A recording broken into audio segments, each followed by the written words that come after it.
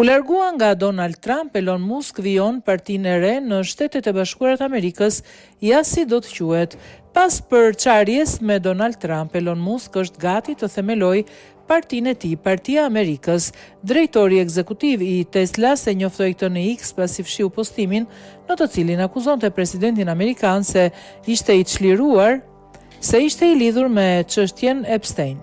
Të premten kreu i Partisë së Bardhë në një intervistë me ABC News kishte deklaruar: "Ai dëshiron të flasë me mua, por unë nuk jam interesuar.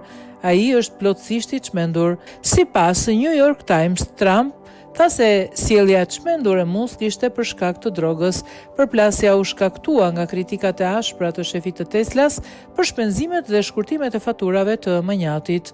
Miliarderi Elon Musk ka siguruar publikisht krijimin e një force politike në Shtetet e Bashkuara të Amerikës, e cila do të quhej Partia e Amerikës, pas përplasjes së tij me presidentin Donald Trump, me të cilin ishte bashkëpunëtor i ngushtë deri një javë më parë.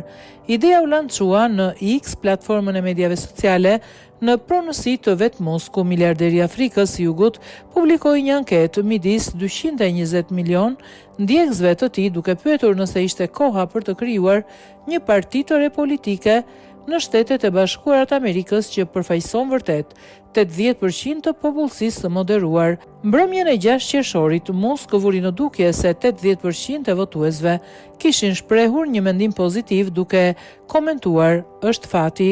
Më vonë ai miratoi sugjerimin e një përdoruesi që lëvizja e re të quhet Partia e Amerikës, një emër i ngjashëm me atë të Amerika PAC. Komiteti të veprimit politik që Musk themeloi vitin e kaluar, që ka siguruar $239 milion për Trump dhe kandidatë të tjerë republikanë në zgjedhjet e vitit 2024.